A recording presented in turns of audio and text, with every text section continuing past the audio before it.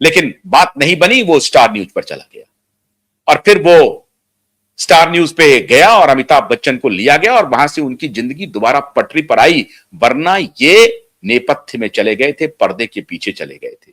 वो भी एक कालखंड था जिसमें आर्थिक संकट से जूझ रहे थे अमिताभ बच्चन। खैर, अमिताभ बच्चन एक वॉरियर के रूप में आए, उन्होंने अपनी आर्थिक संकट को दूर किया, अपने बल पर दूर किया, इसमें कोई शक नहीं है। अपनी अदाकारी से दूर किया, अपनी मेहनत से दूर किया, अपनी काबिलियत से दूर किया, इसमें भी कोई शक नहीं है। लेकिन जिसने बुरे वक्त में इनका साथ दिया, उनके प्रति इनकी लॉयल्टी क्या रही, इन्होंने पूरी दुनिया ने देखा है। तो इस पक्ष को भी भूलना नहीं चाहिए। अब जो श्रीमती जया बच्चन जी हैं, श्रीमती जया बच्चन का आज कल का मैं वीडियो आपको दिखाना चाहता हूं। ये कभी सुधर नहीं सकती, सुधर नहीं सकती। इनका व्यवहार, इनका बर्ताव, इनको लगता है कि पूरी दुनिया इनकी जूती की नोक के सामने खड़ी है। पूरी दुनिया धूल है इनके सामने में और इनकी जूती की नोक पर है पूरी दुनिया। वरना इस तरह का वक्तव्य सदन में होगा। ये देखिए सभापति को क्या कह रही हैं, किस प्रकार का व्यवहार कर रही हैं सदन में। आप सबको राम जी की बधाई, रामनवमी की बधाई। आप बनी सत्ता, आप इधर देख के बोलिए तो। नहीं, मैं अभी कोई बात कर रहा है तो ध्यान वहां जाएगा। मैं बात करूंगी तो आपका ध्यान मेरी तरफ होगा। बहुत सारे लोग बोलते हैं कुछ। आप लोग बैठ जाए मानी सदस्य, आप बोलिए। बच्चे बैठ जाओ। इस समय आपका किल हो रहा है। कोई बात नहीं सर, आप लोगों के हाथ में सबका समय है, जितना मर्जी दीजिए, फांसी चढ़ा दीजिए, चढ़ा ही रहे हैं कमजोर लोगों को।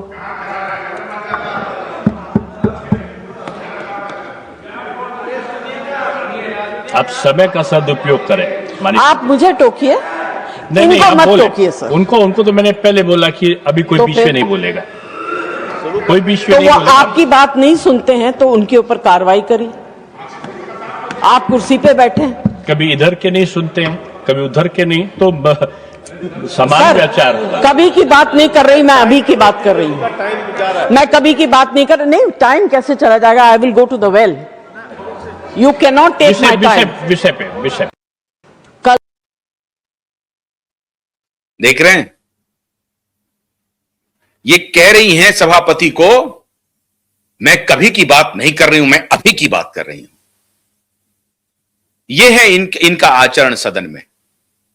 सभापति को संबोधित करने का यह आचरण महत्वपूर्ण ये नहीं है कि उस पद पर कौन बैठा है।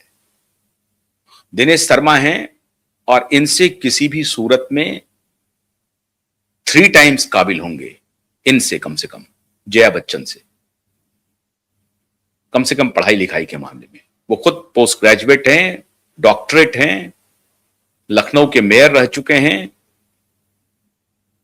एमएलए रह चुके हैं, एमएलसी रह चुके हैं, सांसद हैं और राज्यसभा के सभापति हैं। उनको ये किस भाषा में, अब भूल जाइए उनकी योग्यता को, लेकिन इनकी भाषा देखिए, I will go to the well. ये मेरा समय कैसे ले सकती हैं? आप सदन में एक सम्मानित सदस्य हैं, सदन में कैसा आचरण होना चाहिए? आपको बोलने की अनुमति है, आप प्रेम पूर्वक भी कह सकती हैं, और ऐसा भी नहीं है कि कोई झगड़ा हो रहा है वहां पर जो आपको बोलने ही नहीं दिया जा रहा है। बिल्कुल ऐसी बात नहीं है, कोई झगड़ा का वातावरण नहीं है। आप सदन में जब बोलने के लिए उठते हैं तो टोका टोकी टिप्पणियां होती ही रहती हैं, टिप्पणी होती ही होती हैं। कोई हास्य की टिप्पणी कर सकते हैं, किसी प्रकार का व्यंग हो सकता है, विनोद हो सकता है, कोई कटाक्ष कर सकता है, कोई तीखी टिप्पणी कर सकता है जिस पे आप उखड़ जाएं, गुस्से में आ जाएं। लेकिन आप इतने अनुभवी सांसद हैं, सदन में किस प्रकार का व्यवहार होना चाहिए, कैसा आचरण होना चाहिए, और अभी तो आप बोलने के लिए खड़ी हुई हैं। अभी तो शुरू भी नहीं किया है अपना भाषण। ऐसा भी नहीं है कि आप भाषण के लय में थे, आप कुछ महत्वपूर्ण बात बोल रही थी और उस बात को इन्होंने अनसुना कर दिया, काट दिया, और पूरी दुनिया उस महत्वपूर्ण बात को सुनने से वंचित रह गई, और आपका फिर लय टूट गया और आपकी विस्मृति हो गई, आप भूल गई अपनी बात को, और इस पर आपकी खीज है, इस पर आपका गुस्सा है। तो बात समझ में आती है। अभी आप खड़ी हुई हैं, बोलना चाह रही हैं, और आप कह रही हैं बैठ जाओ बच्चों बैठ जाओ। ठीक है, कोई आपसे कनिष्ठ है, कोई छोटा है या छोटी है, तो आप उसे कह रहे हैं बैठ जाओ बच्चों बैठ जाओ। ये अहंकार देखिए, तुम कौन हो बच्चे बैठ जाओ। चलिए इसको भी मान लेते हैं थोड़ी देर के लिए। क्या आपने अपने कनिष्ठ को, अपने से जूनियर को कहा कि बैठ जाओ? वो जूनियर जो होगा, जो कनिष्ठ होगा, वो आपकी बात की मान भी लिया। आपके व्यंग्यात्मक, अगर हम इसे कटाक्ष ना कहें तो व्यंग्य ही कहें, आपके व्यंग्यात्मक टिप्पणी को आपके जूनियर ने स्वीकार कर लिया। लेकिन आप सभापति को कह रही हैं, सभापति कह रहे हैं कि वक्त जा रहा है, आप वक्त पर केंद्रित कीजिए, समय पर रहिए, बोलिए आप। लेकिन आप सभापति को कह रही हैं कैसे मेरा वक्त ले लेंगे ये, मैं तो वेल में चली जाऊंगी, उनको समय देना पड़ेगा। आप इसे कह सकती थी कि इनकी कृपा होगी तो मुझे वक्त मिलेगा, मुझे महत्वपूर्ण विषय पर बोलना है, और फिर भी वो कहते कि नहीं नहीं आपका वक्त खत्म हो गया है। फिर भी आपको आग्रह करना चाहिए, क्योंकि व्यक्ति महत्वपूर्ण नहीं है, पद महत्वपूर्ण है। और आग्रह क्यों करना चाहिए? आग्रह इसलिए करना चाहिए क्योंकि आग्रही होना आपकी कमजोरी नहीं है। आपके व्यक्तित्व की आप कमजोर हैं, आप किसी से कम हैं, इसका द्योतक नहीं है आपका आग्रही होना। आपका आग्रही होना आपकी विनम्र व्यक्तित्व का परिचायक है। आप अगर विनम्रता से अपना व्यवहार करेंगी तो पूरी दुनिया को आप जीत सकती हैं। सब लोग मौन होकर के आपको सुनेंगे। याद कीजिए अटल जी का दौर, अटल जी के ऊपर कितने कटाक्ष होते थे, फिर भी जब भी अटल जी बोलने के लिए खड़े होते थे, सत्ता और विपक्ष दोनों कहते थे कि नहीं अटल जी बोल रहे हैं सुनिए। और एक बार का मैं फिर आपको उदाहरण दे रहा हूं, चंद्रशेखर की नोकझोंक हो गई विपक्ष के नेताओं से। उन्होंने कहा कि आप अटल जी को बोलने से रोक रहे हैं, आप बहुत कुछ मिस कर जाएंगे, उनको बोलने दीजिए, सीखेंगे आप अटल जी से। अटल जी कुछ ज्ञानपूर्ण बात कहेंगे, उससे आप सीखिए, आप नए आए हैं। हंगामा शुरू हुआ, उसके बाद चंद्रशेखर गुस्से में आ गए और कहा कि अगर ऐसा करना है तो फिर सदन के बाहर भी हमारी तैयारी रहती है और फिर हम निपट लेंगे। इस तरह का आचरण होता था सदन में।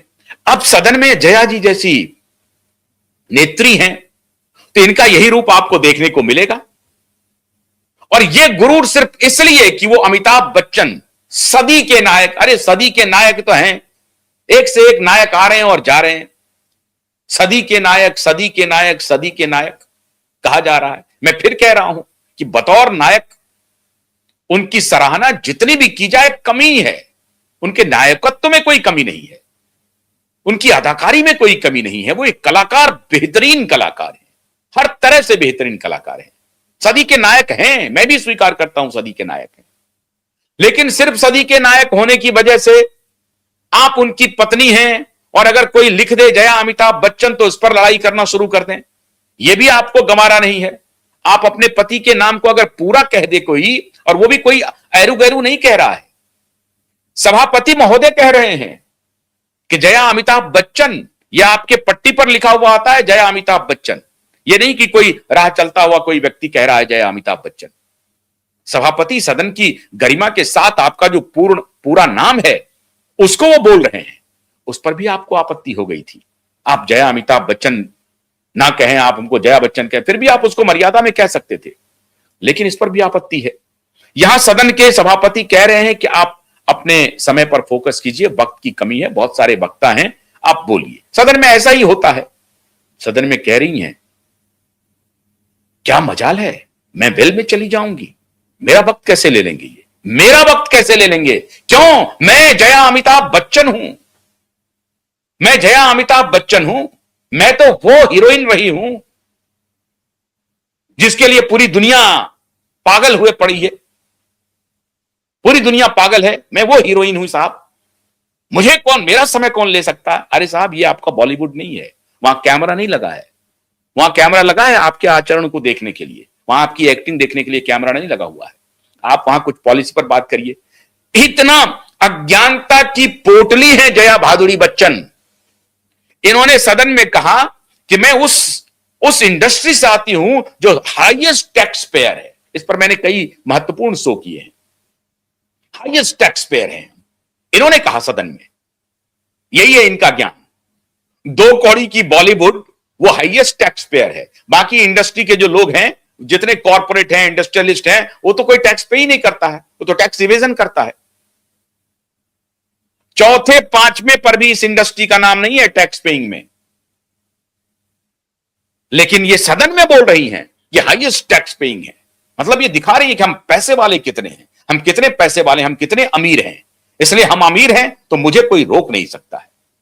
हमारी पहचान है, सिल्वर स्क्रीन से हमारी पहचान बनी है, हमें कोई रोक नहीं सकता है, हमारा आचरण चाहे कैसा भी हो। तो देखिए जया जी, मैं फिर आपसे अनुरोध करता हूं, जरा सार्वजनिक जीवन में अगर हैं तो सार्वजनिक जीवन की कुछ मर्यादाएं होती हैं। कोई बताएगा नहीं, कोई सब तो ठकुर सुहाती करेंगे, लेकिन हमारे जैसे जर्नलिस्ट के सामने जब भी इस तरह का आपका आचरण आएगा तो बड़ी मजबूती से मुखालफत करेंगे, जबरदस्त आलोचना करेंगे। तो जया भादुड़ी बच्चन जी, थोड़ा सार्वजनिक जीवन की कुछ गरिमा को सीखिए, जानिए, समझिए, उसके आचरण को भी सीखिए। देश उम्मीद करता है कि आप एक गंभीर संसद सदस्य हैं, तो आप अपनी गरिमा के अनुकूल व्यवहार करेंगे। खैर, लगता नहीं है कि यह गरिमा कभी आप ला पाएंगी, आपके आचरण में कोई सुधार हो पाएगा। अब देश को यही देखना है, देश को यही झेलना है, तो क्या कर सकते हैं। समाजवादी पार्टी की जिंदाबाद। जय हो। नमस्कार।